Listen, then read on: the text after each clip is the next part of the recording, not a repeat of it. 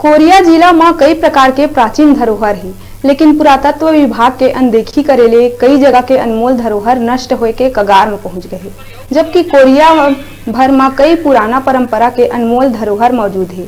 विकासखंड भरतपुर के ग्राम घघरा में प्राचीन काल के कहानी बयान करत शिव मंदिर है। ये शिव मंदिर के बनावट देख बेहद अद्भुत कारीगरी के प्रमाण मिलते। मंदिर के निर्माण करे में कोनो भी तरह के गारा के उपयोग नहीं करे गए। मंदिर में लगे पत्थरा और सुघ्घर नकाशी करे गए। जानकार मन के कहना है कि ये मंदिर 3री-4थी शताब्दी के हो सकत है, लेकिन रख रखाव के अभाव में मंदिर के संतुलन बिगड़त है। आए वाला बेरा में मंदिर गिरे के खतरा बने है। ये मंदिर प्राचीन काल के दार्शनिक स्थल है, जिन लगातार अपन अस्तित्व ला लेके संघर्ष करत है।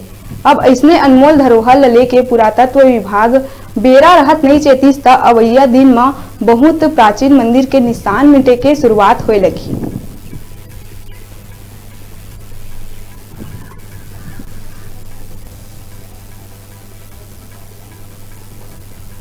ये शिव मंदिर बहुत ही पुराना प्राचीन मंदिर है, हजारों वर्ष पुराना है।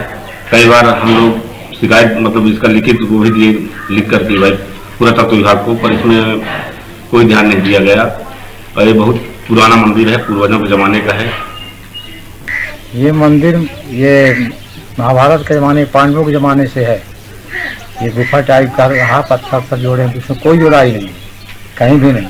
भूकंप में था 1900 उसमें भूकंप कभी आया था, तब से जितना गिरा अभी गिरा हुआ है, इसमें पत्थर अंदर लटका हुआ है, जो लगता है कि गिरने ही वाला है, लेकिन आज तक कोई टच से मत चला। मैं उस लक्ष्य में देखा हूँ, तो देख रहा हूँ ऐसे कैसे बना, कोई फर्क नहीं है। जब गुप्तवास रहा पांडवों का ना विराटनगर में, राठौर विराटनगर में था, उसी जमाने में लोग गुप्तवास में लगता बनाए हैं। इसमें मूर्तियाँ, सब पत्थर में मूर्तियाँ पाओगे। ये बहुत प्राचीन काल का बने है और यह मेरे देखे गए, और यही सुधारे के नीता कुछ आदमी विनती भाव कर इस अधिकारी लोगन के, नेता लोगन के, लेकिन कोनो प्रकार से सुनवाई नहीं करी जाए। अब इसी वक्त हम वह छोड़े हन कि अब काहे सुनवाई करी और कौन करी और काहे हम आवेदन करी।